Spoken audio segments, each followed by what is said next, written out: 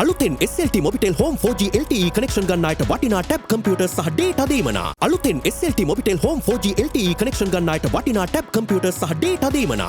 නව Tomex වැල්ලම් සහ විස බීජ අවම කර දින 3ක් දක්වා ටොයිලට් එක ෆ්‍රෙෂ්ව තමයි. Tomex.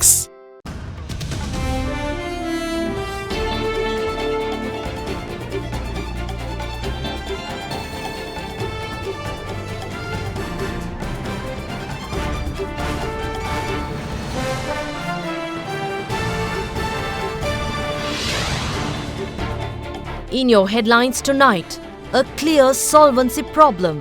Sri Lanka's debt is unsustainable, but IMF confident of rebound if excessive adjustment implemented. Currency board instead of central bank? Will a currency board impose discipline on politicians or the economy? Other disadvantage when you have this kind of system, country will have to give up the monetary policy independence. Former Deputy Central Bank Governor to join us live in the conversation. Another blow. Will Sipetco follow with fuel price revision after LIOC's 49 rupee petrol price hike? Ambitious target. Export revenue from coconut-based products could surpass tea. Sooner than later, coconut products and the export price would reach the highest level in Sri Lanka, surpassing the levels of tea. All this and much more coming up tonight on First at 9, this Saturday, the 26th of March 2022. 100ක් දක්වා ඉසොරි නැති 100ක් සුසිනිඳු කෙස් කලමක් ලබා දෙයි. Dove Anti-Dandruff. From AdaDerana, this is AdaDerana First at 9. Live from Studio 24 in Colombo. A warm welcome. You're joining us on AdaDerana English News live from AdaDerana 24 studios. I'm Indivari Amwantha.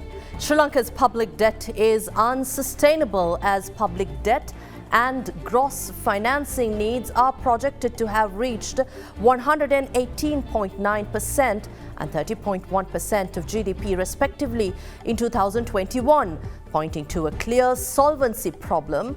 An IMF report based on staff analysis said the fiscal consolidation necessary to bring debt down to safe levels would require excessive adjustment over the coming years. The International Monetary Fund published its staff report compiled following the Article 4 process, which included a visit to Sri Lanka by an IMF staff team in December 2021, during which consultations were held with the Ministry of Finance and the Central Bank of Sri Lanka. Releasing its Article 4 consultation report today, the International Monetary Fund warned Sri Lanka's debt rollover risk is very high, as staff projected foreign exchange debt service to reach about $7 billion in 2022, including the $1 billion international sovereign bonds maturing in July 2022. In IMF staff view, current fiscal policies are not sustainable with projections that public debt would keep increasing, reaching 125.3% of GDP in 2026. Interest payments will remain above 70% of tax revenues throughout the projection horizon. The report added Sri Lankan authorities have presented plans to tackle the crisis, but these are unlikely to put the economy back on a stable and sustainable path. In this regard, the IMF says that even if inflows of newly secured bilateral support and credit facilities could provide some breathing space in the short term, it remains unclear how the large foreign debt service obligations this year and beyond can be met. The IMF staff appraised in their report that Sri Lankan authorities prompted a policy response that cushioned the economic impact of COVID-19, as the pandemic has taken a heavy economic toll in Sri Lanka due to a sharp drop in inbound tourism and lockdown measures. But the pandemic aggravated Sri Lanka's pre-existing debt overhang and inadequate external buffers. To avert a fully fledged balance of payments and debt crisis, there is an urgent need for implementing a credible and coherent strategy to restore fiscal and debt sustainability and regain macroeconomic stability covering both the near and medium term, the report said.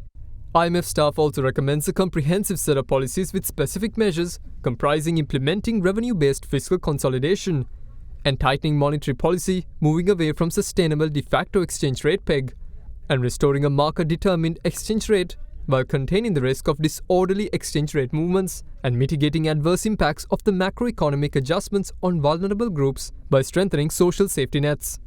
Institution building reforms such as revamping the fiscal rule would help ensure the credibility of the strategy, the staff report mentioned. The IMF staff report went on to say, in conclusion, the IMF staff expressed confidence that the Sri Lankan economy, going through one of its most difficult episodes in history, will rebound as done in the past, aided by policies that are being put in place to strengthen resilience and uplift the lives of people on a sustainable basis.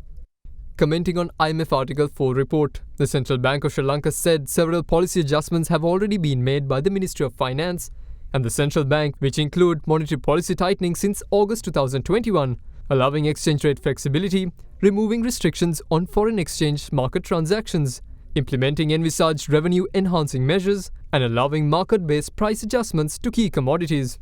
The central bank statement added it stands ready to cooperate as government had indicated that it is seeking a close engagement with the IMF.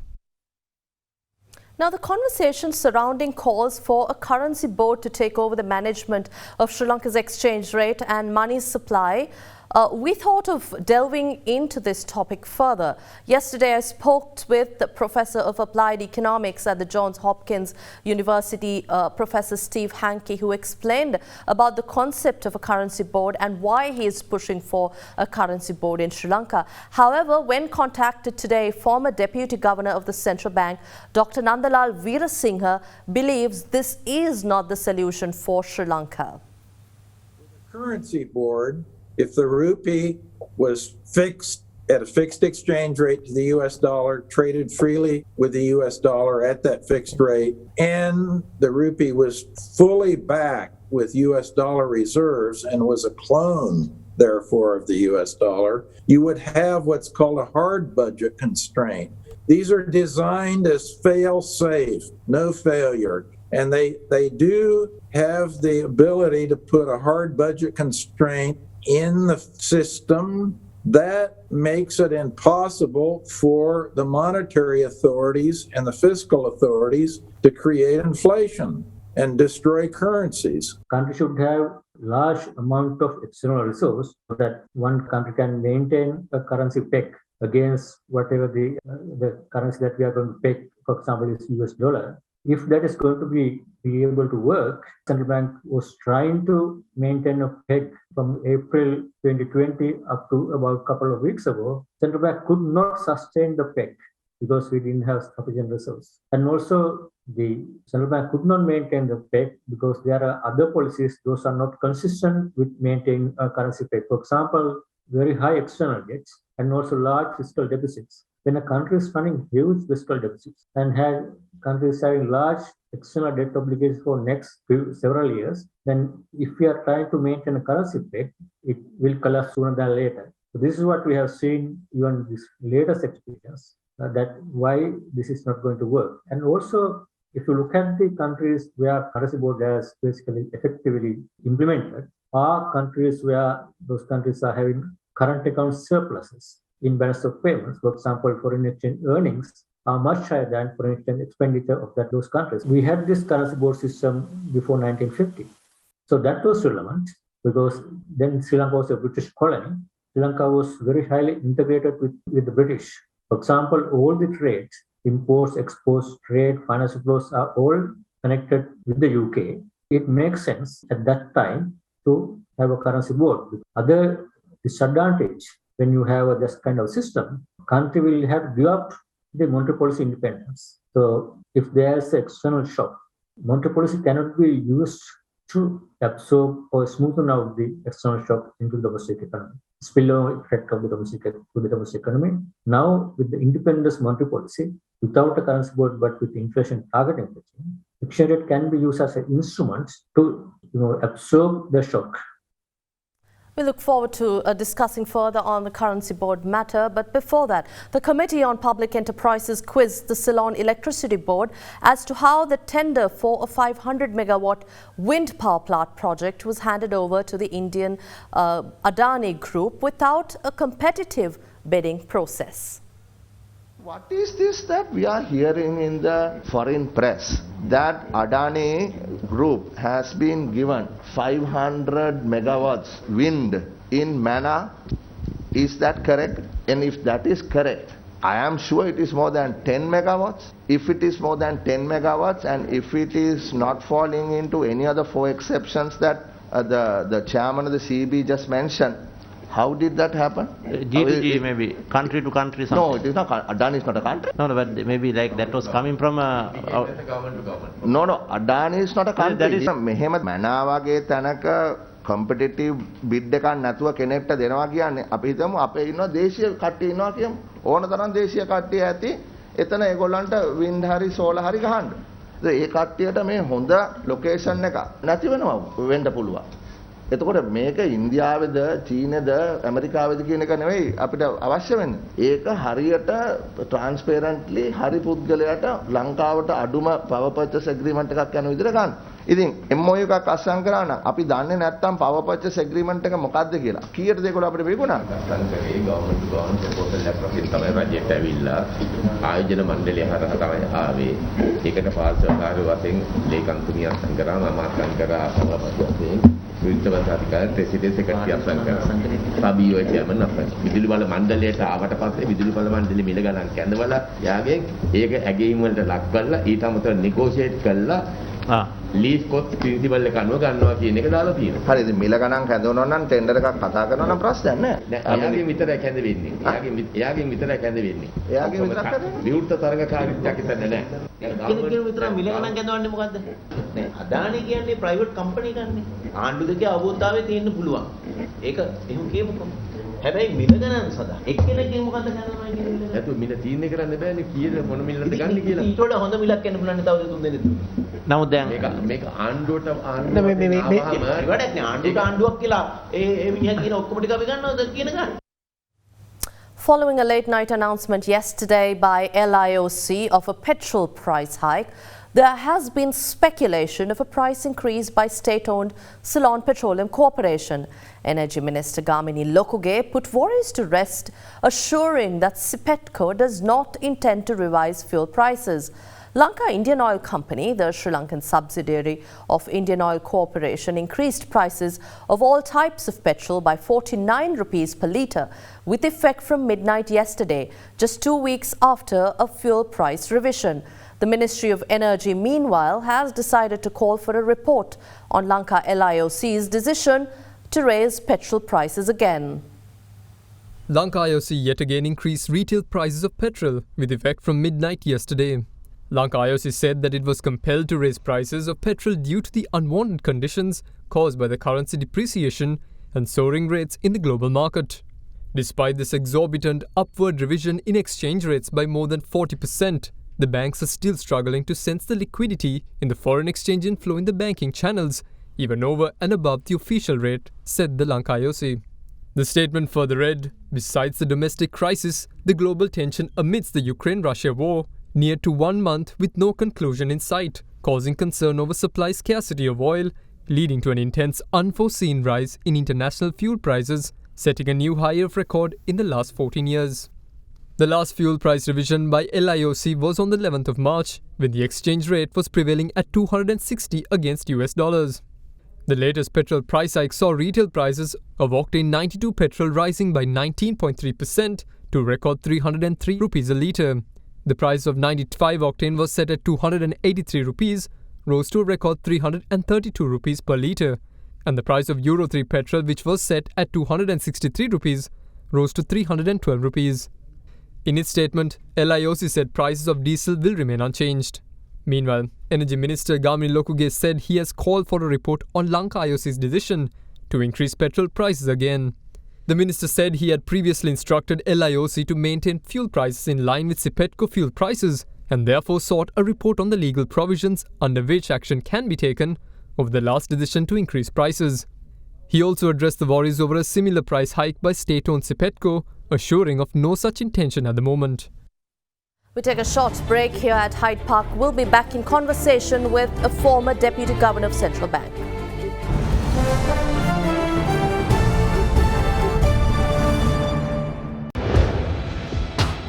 Big 3.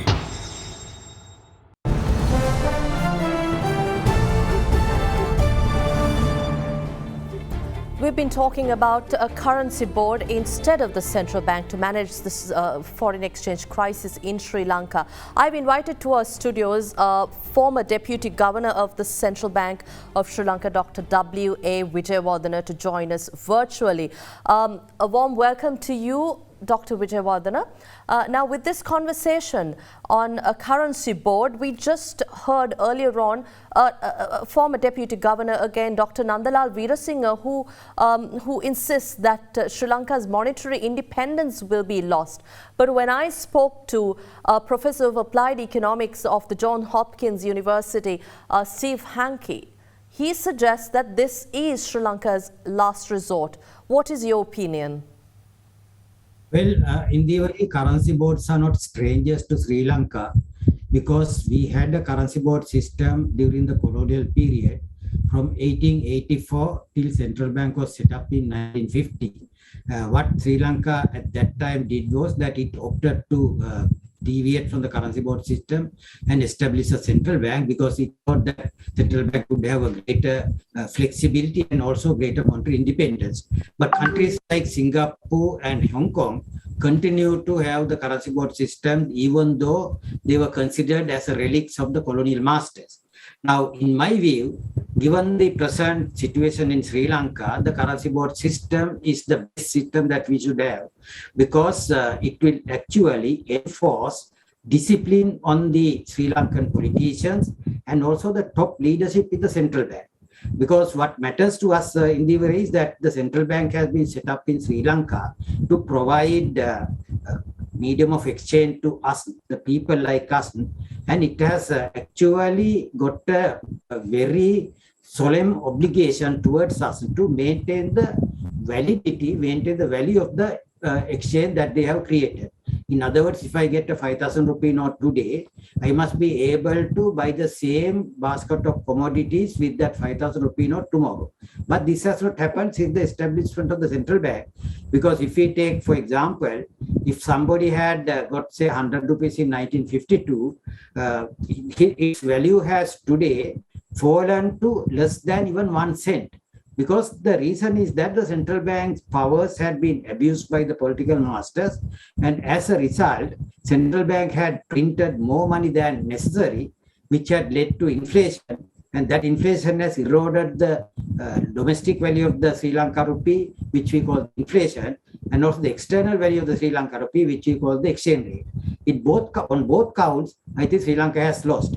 Given the present situation where Sri Lanka's present management in the central bank had allowed the money supply to increase by about 3 trillion during the last 25-month time period by 40%, which had caused an enormous inflationary pressures in the economy, if we want to enforce discipline on the central bank leaders as well as the political masters, what is necessary today is to have a currency board. About disciplining politicians and the central bank leadership, or a discipline to the economy and our fundamentals here, where we showcase our stability to the international community. How do you respond to claims or concerns that our monetary independence could be lost in the case of an appointment of a currency board? Well, in the theory, the monetary independence has already been lost because as the numbers that I have quoted, 100 rupee in year 1952 is worth even less than 1 cent today, means that the monetary independence have been abused by the central bank's leadership and the political masters. So that is not what the nation expects of a central bank. The nation expects the central bank to issue the medium of exchange and maintain the value of that medium of exchange at a stable value so that people can make choices not for today or tomorrow, but for the longer period. They will have to take into account the inflationary tendencies in the country over the next 10-year period, 20-year period, and make choices today. And that is how we develop a nation. Now, this is how Singapore became a developed country within a single generation, because they didn't want to abolish the currency board system and go for a central banking system like all other countries which became independent from the British Empire, and they continued with the currency board system. And when the currency board bill was presented in Parliament, its first finance minister, Dr. Goken Sri, he actually made a historic speech in Parliament. He said, by having this type of policy, we are going to communicate three messages: one to our future politicians, the second one to our own citizens, third one to the people in the rest of the world. The message to our own future politicians is, if you want to incur vote-catching expenditure programs, you have to bring money from homes and not money printed by the central bank. Thank you very much. Own citizens, Thank you very much, Dr. Wijewardena. But very quickly, before we go in for a break, that's all the time we have. Don't we have too much external debt to go in for a currency board? Very quickly, a short answer.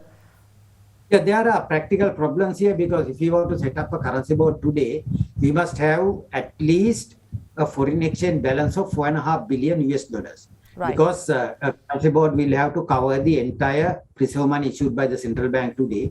But of course, it is worthwhile objective which Sri Lanka should pursue, because it will discipline the monetary picture of the central country and also Thank you very much for your time. At such short notice, Dr. Wijewardena.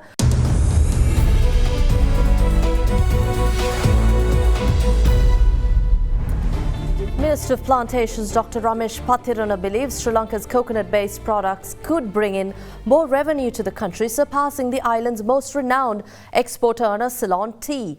Now, the minister said growing trends across the world indicate a higher demand for coconut-based products, which he says will outdo tea in the next 5 years and possibly bring in $1.5 billion annually to the country.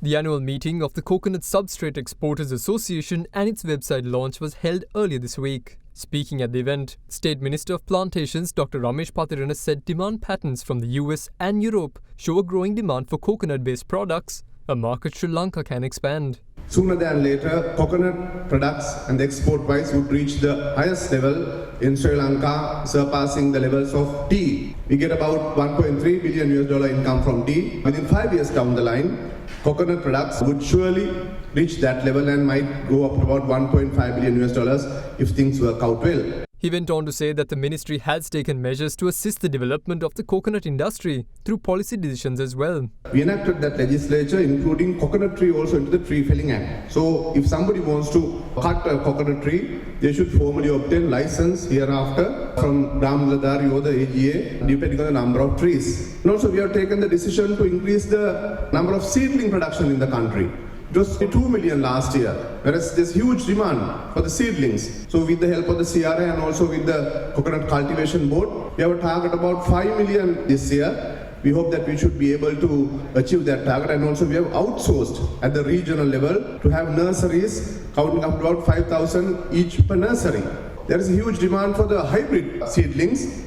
Sri Lanka has already embarked on an ambitious journey to raise the production of hybrid coconut seedlings to 2 million per annum from just 200,000 produced at present. With the help of the CRI, we have started that program, but it will take about more than 1 year's time for the seedling production. So if we have hybrid production going up to about seedling production about 2 million, we have a very decent growth rate in relation to the coconut cultivation in the country. And that's all for tonight. Have a pleasant evening. Good night.